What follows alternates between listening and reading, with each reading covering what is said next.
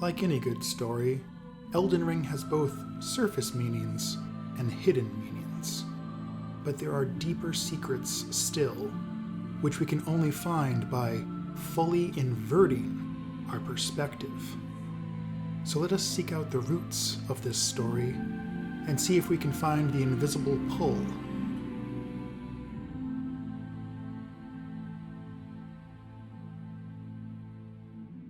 I've made a strong effort to organize my content and make it clear when I'm speaking confidently, when I'm speculating, and when I'm focused on metaphor and themes.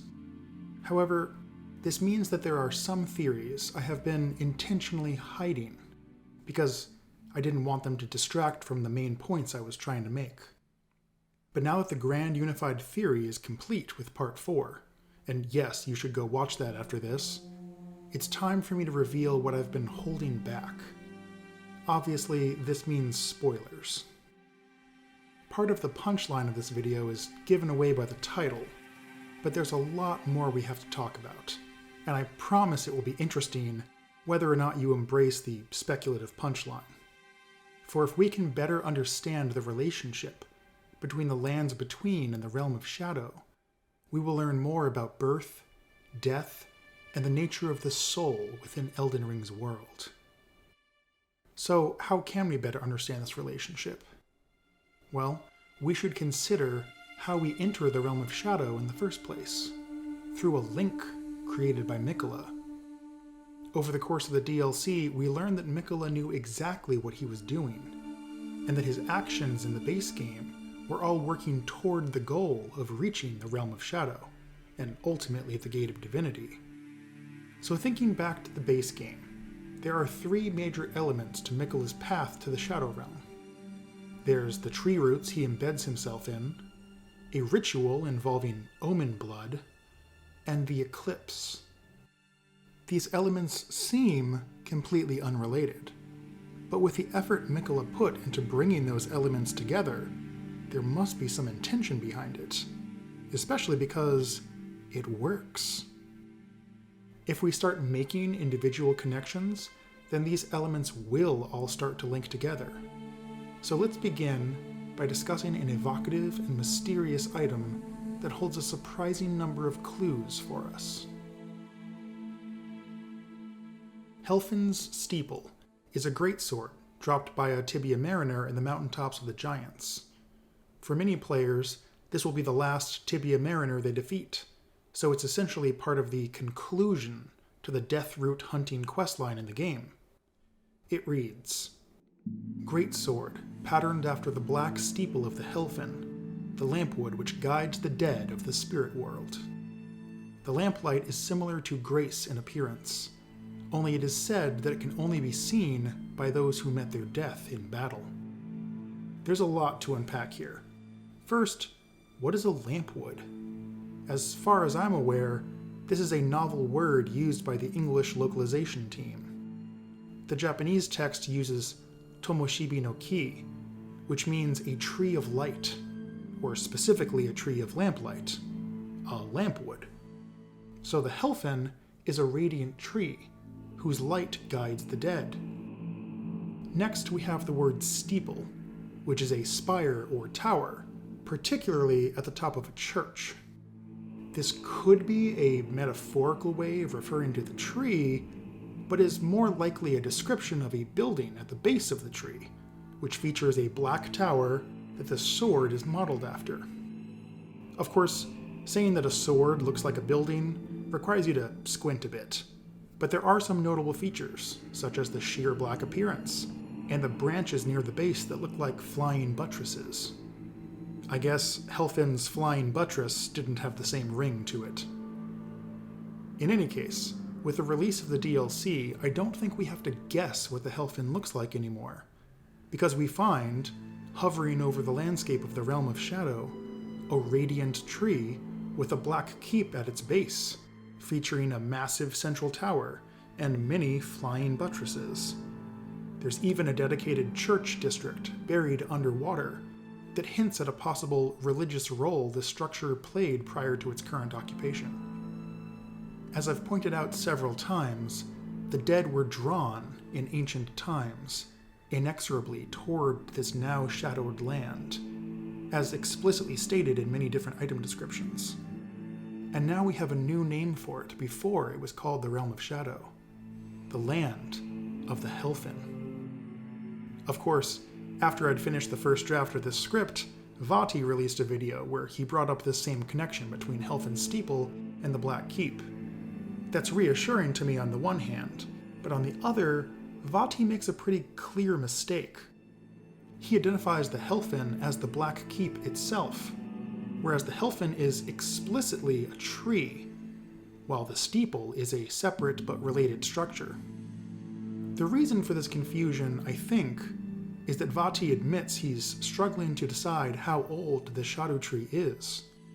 For me, however, there's no conflict to resolve, as I have always interpreted the Shadow Tree as the remnants of an ancient, holy tree, even older than the Erd Tree itself. Identifying it with the Helphen fits everything else in my interpretation. But we've still only discussed the first half of the item description. The second half says that the light of the Helphen was similar to grace, but can only be seen by those who met their death in battle. This feels like a nod to Norse mythology and the concept of Valhalla, but more importantly, this setup of a light that guides warriors who die in battle after their death is exactly how the story of Elden Ring begins. Marika banishes the Tarnished before our story begins, with express instructions for them to wage war and die, so that after their death, she can summon us back to the lands between through the light of grace. As I've said before, it is the light itself that guides us from death to the lands between. In short, I think this item description is being sneaky, because the light of the Helphen doesn't just look similar to the light of grace. It is the light of grace. Let's put it into the context of everything else in Elden Ring's story. Marika seals death away to create a land of unending life, the lands between. She takes light away from the land of the Helphen and casts that land in shadow. She sends the Tarnished away to fight and die in a foreign land so that after death they can be summoned home by a light that can only be seen by warriors. Grace is the light of the Helphen tree, stolen away from it by Marika. The light used to guide the souls of the dead toward the afterlife. But that same light is now what guides us to continue being reborn in the lands between without respite. Honestly, that much doesn't even feel like speculation to me. But while we're here, let's do a little speculating about the actual name, Helphen.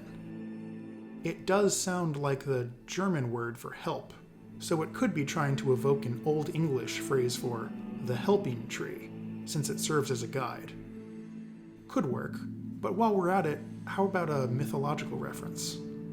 As far as I know, there's no mythological source for the word Helphen, but if we think of it as a compound, a possible connection emerges, because the first syllable, Hel, is a Norse name for both the afterlife as a location and for a being, one of Loki's children who presides over Hel, the place. Sort of like how Hades can refer to both the god and the afterlife in Greek mythology. And yes, the modern English word hell derives from this word, although the Norse conception doesn't include all the fire and brimstone. Still, it's fitting for a land connected to death to bear this name. And you can decide just how much weight to put on what I'm about to say next, but if we're already thinking about Norse mythology, then one of Hel's siblings is Fenrir, a wolf that was prophesied to devour the sun.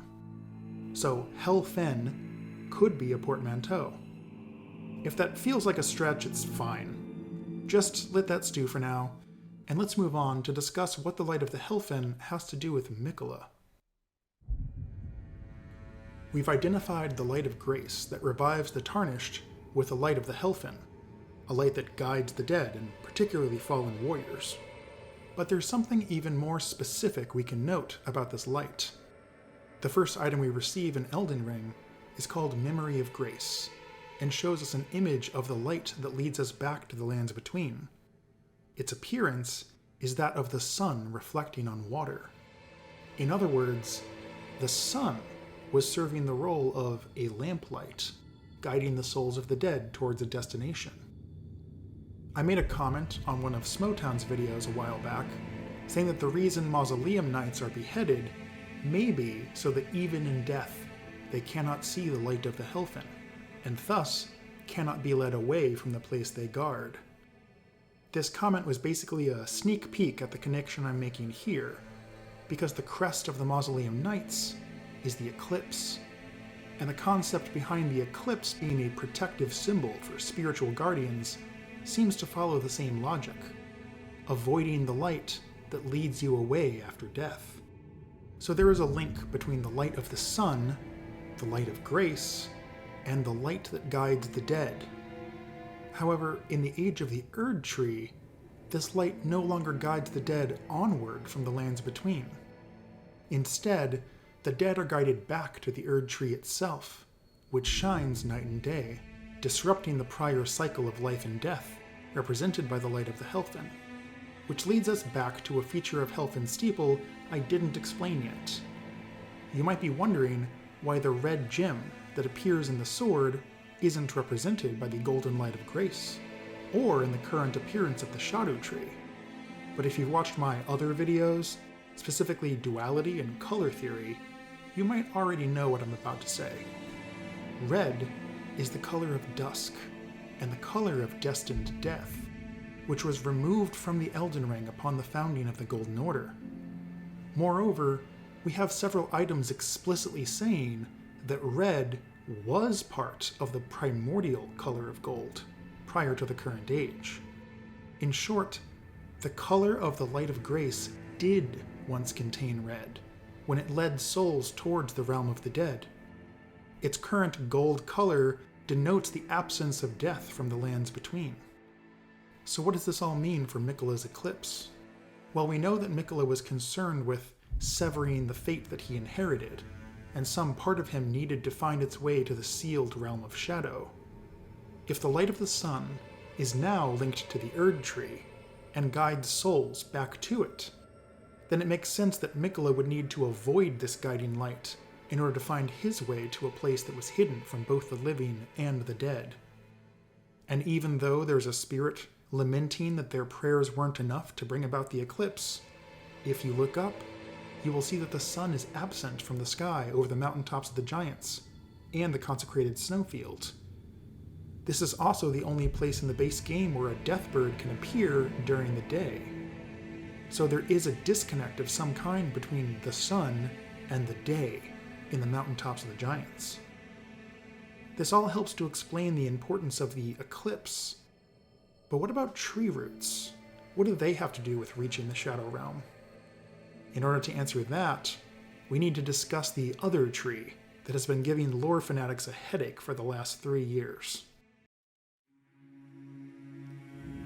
There's an item in Elden Ring that, despite being common, seems to have shocking lore implications, at least in English. Root resin is a crafting material found most frequently in catacombs, and it says, resin secreted from the roots of the Greattree can also be found near trees on the surface, material used in crafting items. The roots of the Greattree were once linked to those of the Greattree, or so they say, and it is for this reason catacombs are built around Greattree roots. In the first half, the Greattree in question sounds like the Greattree, and makes this description unsurprising. But the second half explicitly describes a separate tree that the Greattree was connected to. This description is very contentious in the lore community because the Japanese text is more ambiguous about the identity of a separate tree. It uses a compound kanji with characters that individually mean great, tree, and root, but it's unclear if this is a proper noun, or if it's singular or plural. So the description could be read to mean that the root resin is secreted by any sufficiently large tree.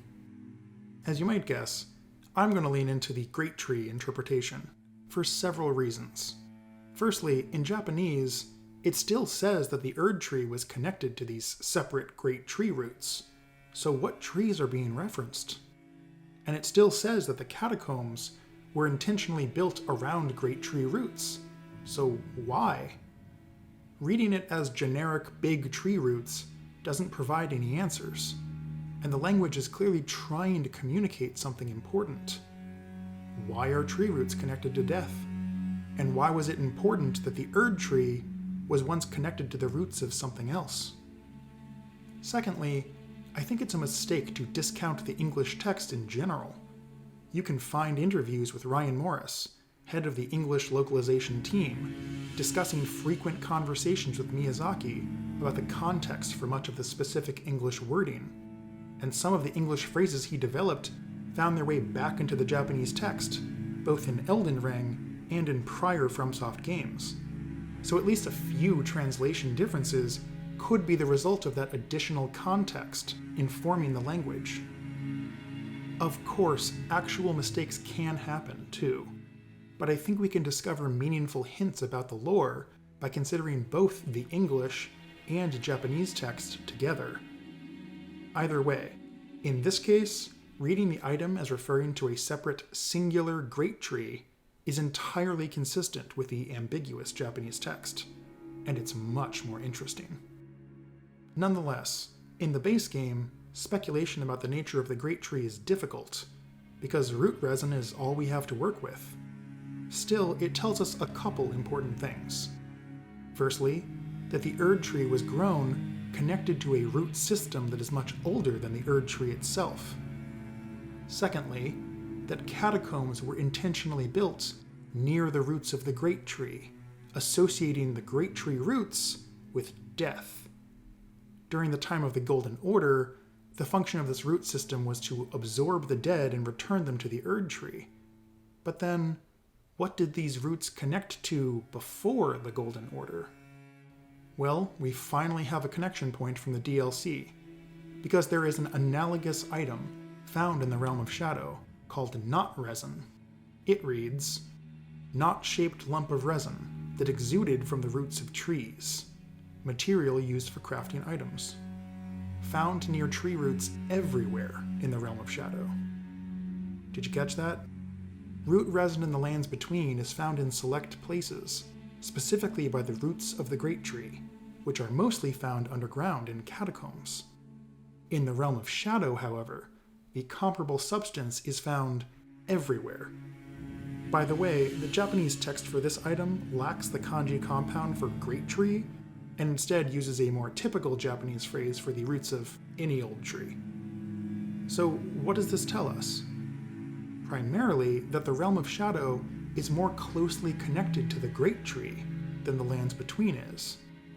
In fact, one way of interpreting this is that root resin is concentrated in the Realm of Shadow and forms knots, because that's where the roots are leading.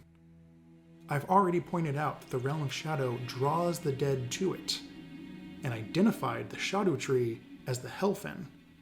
If Greattree roots guide the physical remains of the dead in the same way that the light of the Helphen guides their souls, then Erdtree roots being connected to this ancient root system is yet another way that the Erdtree is being used to co-opt death. For the roots used to lead one somewhere else. And we can see death traveling through the Greattree roots in the game, in the form of Godwyn's Deathblight. The root system underneath the lands between is the means by which the lingering fragments of the Rune of Death have spread from Godwyn's corpse, and the Curse of Undeath has spread with it. Now consider that Godwyn was buried at the base of the Erdtree, and we would expect him to therefore be reabsorbed by the Erdtree. And yet, the lingering Rune of Death was not borne up into the tree, but spread out through the roots toward catacombs. We've been explicitly told that catacombs were built around Greattree roots, and it almost seems as though these fragments of death were seeking these locations out, for we do not find Deathroot just anywhere in the lands between, but specifically in catacombs, or on Tibia Mariners, who are consistently located near graveyards built into the earth. The way to the land of the Helphen has been cut off, however. The description of root resin says that the roots were once connected to the Greattree, meaning they no longer are. Thus, the dead have been long left to wander. Tibia mariners are explicitly called servants of death in the description of Tibia's summons, and like the boatman Charon from Greek mythology, they were presumably intended as guides to the afterlife, at least until the way was shut. So what about Mikola, who was seeking a path of his own toward the Helphen? Well, the connection between Greattree roots and death helps to explain why Mikola's path might involve embedding himself in a tree. But there's another element here.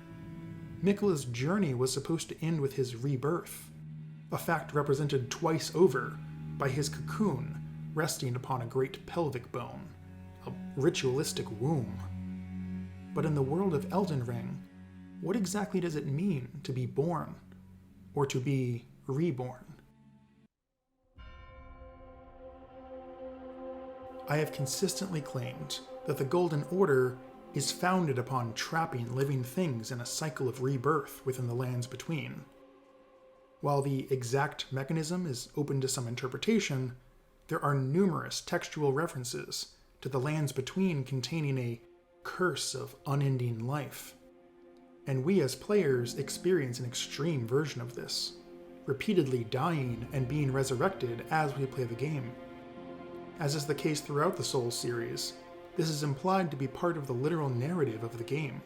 Our character is actually dying and reviving repeatedly. This, in turn, is implied to be directly connected to the guidance of grace and Marika's favor. After all, that's how we Tarnished were each resurrected in the first place.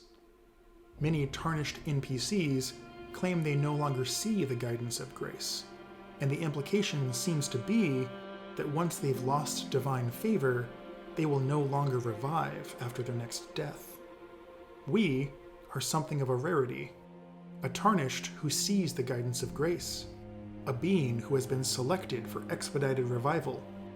By contrast, the demigods have been forsaken, and upon their defeat, none of them return, at least not on a timescale that matters to us. But whether the Erdtree revives you quickly or not, we're still talking about a narrow kind of rebirth. A person's body being reanimated or reformed, their soul largely intact. In a time before the Golden Order, how did things differ? We get a significant hint from Renala's amber egg, which is able to birth people anew. Miriel calls this a forbidden rite. But how does it differ from Erdtree reincarnation?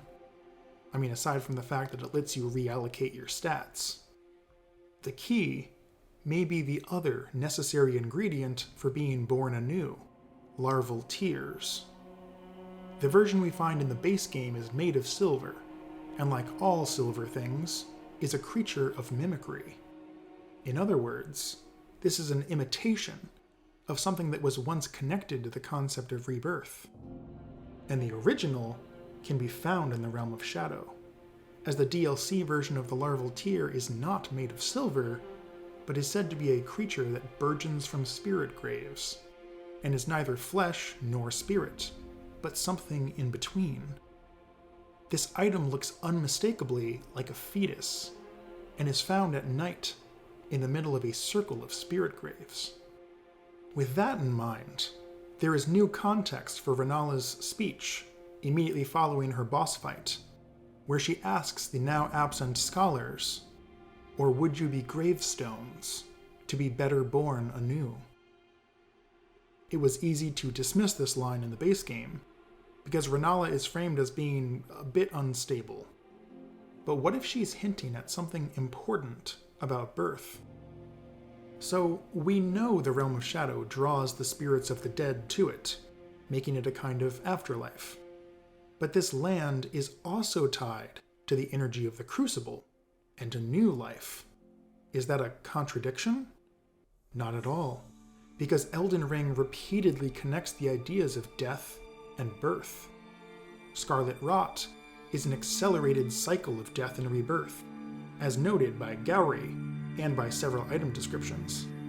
Consider Poison Armament, which says, "Those who dwell within poison know rot all too well, the death that begets life, that comes to all equally." That is to say, it is the cycle of rebirth put into practice. Similarly, the ancestral followers also worship death that begets life, as noted in the Regal Ancestors' Remembrance, which reads, "Life sprouts from death, as it does from birth, such is the way of the living." Indeed, the nature of the Crucible as a force of creation within the world reflects the relationship between causality and regression. Divine essence divides new life to create individuals, and then individuals are drawn back together as they seek to reconnect to the divine. This is a pattern expressed in the jarring ritual of the horn scent, in the god-devouring serpent, and in the graven mages who study the primeval current. These are all forms of regression, imitations of the Crucible. Even our player character collects the runes of countless foes and combines them within themselves as they draw ever closer to the divine Elden Ring. So then, the Realm of Shadow isn't simply an afterlife. It is a place where the souls of the dead are drawn so as to reconnect to the energy of the Crucible and be born anew. We can see multiple steps in this process throughout the DLC, for there are wandering spirits who are still caught up in the trauma of their death and loss. But there are also spirits contemplating graves, or even stacking stones ritualistically, as though building gravestones. Now consider the Spirit Gravestone item, which says, "In places to where the dead have been brought since antiquity, the oldest gravestones turn into spirits and then fade away." We see such spirit graves throughout the DLC, and on rare occasions, a circle of them produces a larval tear. A fuller picture is beginning to emerge. The land of the Helphen was a place where spirits came after death to find peace, to let their trauma and their individuality slowly fade until they were ready to connect to the energy of the Crucible and be born anew. The true larval tear we find in the DLC is a new soul ready to be born. And in turn, this connection between birth and death leads us back to the connection between dusk and dawn. For in a time before the Greattree, the dead were led to the land of the Helphen by the light of dusk to find rest. But new souls were also beckoned to the lands between by the light of the dawn. In this context, the importance of Marika's people, the shamans, also becomes more clear. They were caretakers for spirits, guardians and guides of those yet to be born. In this context, it makes a great deal of sense that Marika would be a conduit for the energies of life, and herself a spirit tuner. By contrast, the Hornsent are a people not native to the land of the Helphen, who found their way physically, somehow, to this place, and as a result had their bodies gradually transformed by the energy of the Crucible. They came to see these transformations as a sign of providence, rather than a sign that they were meddling with energies they were never meant to. And as we all know, this arrogance led to extraordinary tragedy, inflicted by them and then upon them. So thematically, we can see that Marika's rejection of death is connected to her inability to let go of her own trauma. She has created an age of unending life, where the scars of the past cannot fade, and so, untold years after leaving the Realm of Shadow behind, she nonetheless sends a crusade back to it, to try in desperation to stamp out her own painful memories. We also have a connection back to Miquella's attempts to reach the Realm of Shadow, for Omen blood is infused with the energy of the Crucible. Perhaps Miquella needed Mohg's blood as a way to deconsecrate himself. Or perhaps it helped to connect him to the Crucible and lead him back to the place where true rebirth is possible. So I'm painting a pretty elaborate picture about the connection between birth, death, and trees, but I haven't actually gotten to the topic of my title. I think that all of these connections are helpful, but it's time for me to take off the gloves and climb out to the farthest branches of the limb. Maybe that metaphor is getting away from me, but the point is that the final chapter of this video is going to involve some wild speculation. Rather than couching it in qualifiers, I'm just going to give the wild ideas to you straight. And if you're still with me so far, it might make a frightening amount of sense to you. So, approximately 1,000 commenters reacted to my Central Sea video, and many of them said some variation of, how can the Realm of Shadow be physically separate if the suppressing pillar is at the center of the lands between? Well, here's one way. The Realm of Shadow could be literally underneath the lands between, upside down. Or vice versa, if you're thinking from the perspective of the Helphen, and see the lands between as the derivative land. A handful of commenters actually arrived at similar ideas on their own, and it took some restraint for me not to give them each an immediate high five. But first, let me elaborate. We have the paired description of root resin and not resin, telling us that the roots of the Erdtree were once connected to the roots of the Greattree. In the base game, this substance is dramatically more common underground, even though there are numerous trees on the surface, and we'd expect the roots of the Erdtree to be drawing it upward. So this seems to corroborate the lore text, that this substance is primarily found around Greattree roots. What does it tell us? That an even more concentrated version of this item is found, quote-unquote, everywhere in the Realm of Shadow. What it tells me is that there's a stronger connection between the Greattree and the Shadowlands, which in turn means one of two things. Either the Greattree is another nickname for the Shadow Tree, the Helphen, or the Greattree is an even greater tree that reaches across entire worlds, akin to Yggdrasil from Norse mythology. And the Shadow Tree is simply a much older offshoot of this unfathomably great tree, whose roots reach into both realms. Either way, the main takeaway is that the Helphen, the tree now known as the Shadow Tree, is much older than the Erdtree, and that these two trees and two realms were connected by the root system underground. Indeed, the Helphen was likely the vessel of the Elden Ring, immediately before Marika tore it out and embedded it into herself. The Helphen's loss of its internal light is what transformed it into the Shadow Tree, a tree that bears no sense of order. So if there was a pre-existing system of underground roots that helped to draw the dead towards the center of the lands between, and then down toward another realm, then it makes sense that the Erdtree would need to be connected to that root system in order to redirect the flow of death, and that Marika would then try to sever the connection the roots shared with the Greattree in order to contain life and death within the bounds of the lands between. Similarly, we see numerous sea vessels wrecked and scattered along the coast of the lands between, along with a great fog just beyond the coast, separating the continent from whatever lay beyond. I think this fog is as much metaphysical as it is physical, a boundary line where the rules of reality enforced by the Erdtree end, where directionality stops being a meaningful concept.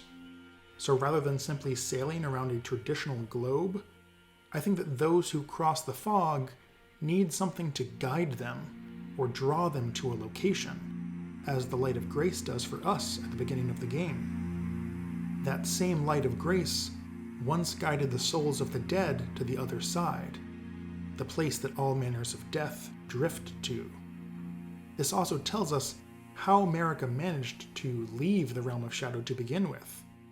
the light that guides one across the fog, was already under her control. So, is the realm of shadow the other side of the world? An upside-down realm under the lands between? There are some surprising images and concepts that begin to make sense with this idea in mind. Consider, for example, the Kyrian inverted statue, given to you by Ranni during her questline. It unlocks a secret by turning the Kyrian study hall, leading to the Divine Tower, upside down. The figure in this statue looks very similar to Count Emhyr, as has been noted by many others. Emhyr himself is in the realm of shadow, and seems to have had quite the epiphany since he arrived there. Also consider the sigil for gravity sorcery. Many have noted that it looks more like magnetic field lines than it does like a depiction of gravity, because what it depicts looks like a highly polarized force, implying a strong gravitational up and down, perfectly mirrored. And this even ties into color theory in a surprising way.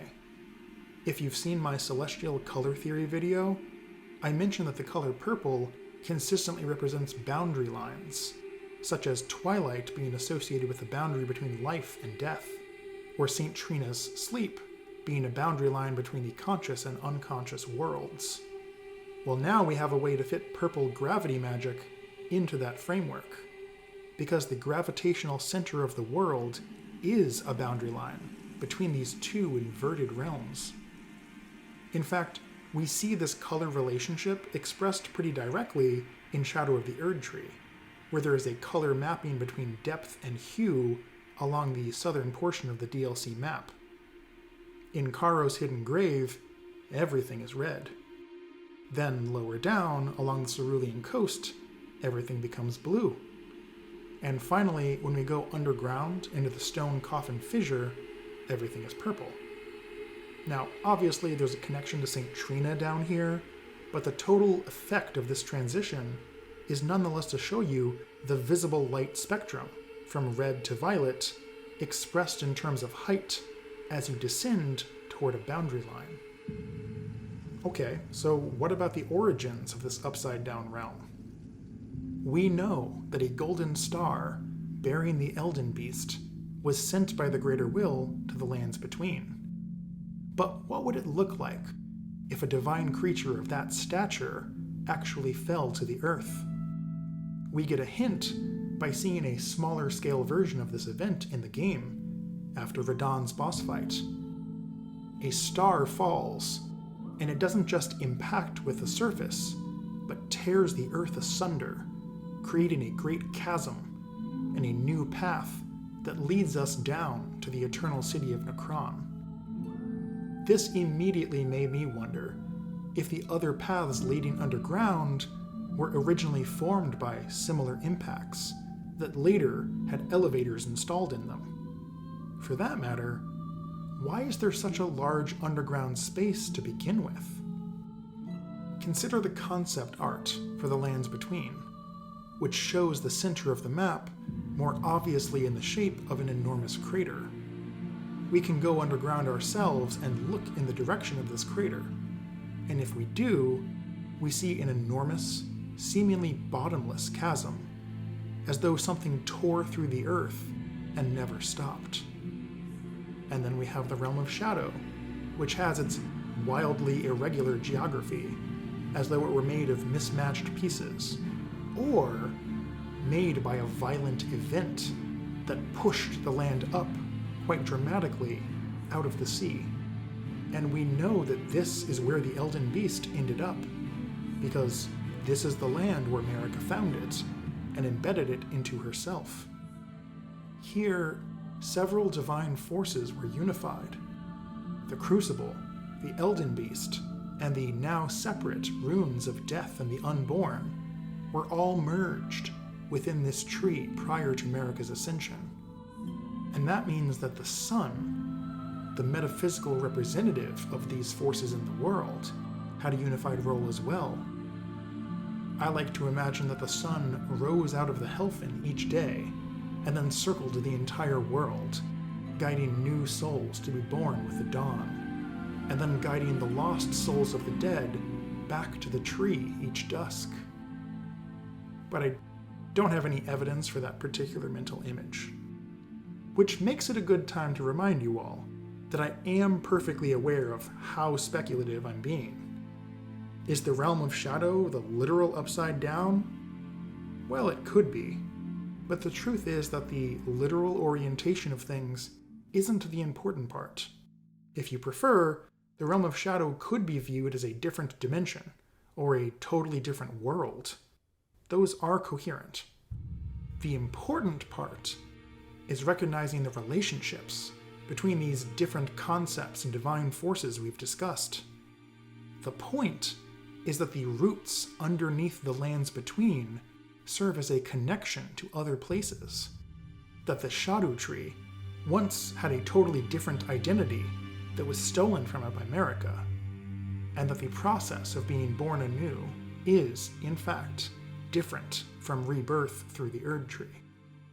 For me, this image of the world turned upside down is interesting because, whether it's true or not, it has helped me to draw many connections that I'm not sure I would have seen otherwise. You can take or leave the specific image here, but I've had this in the back of my mind for months, and I continue to be surprised by just how cohesive a theory it produces. There are even more crazy details I could go on about, but this video already has several times the wild idea quotient of my others, so I'll save some of those for another time. If you're interested in a more theme-focused analysis of Elden Ring, I am quite proud of the conclusion to the Grand Unified Theory I recently put out, so I do recommend that. From here, I do have even more Elden Ring thoughts to share, but I wanted to get this video out specifically because it contains my wildest current theories, and I wanted to make sure I had expressed them in some form before I get caught up in plans for other videos that may branch out a bit. My next video might be one that features Souls games in the context of larger video game history, but we'll see if that script comes together nicely or not. At some point, I also plan to release a review of common questions and comments about the Grand Unified Theory that I'll probably call Gut Check. But I'll probably take a little while longer to gather ideas and feedback before actually making that. In the meantime, make sure to let the algorithm know that this is some engaging content, and to share with anyone who thinks that your own theories are too outlandish. Till next time.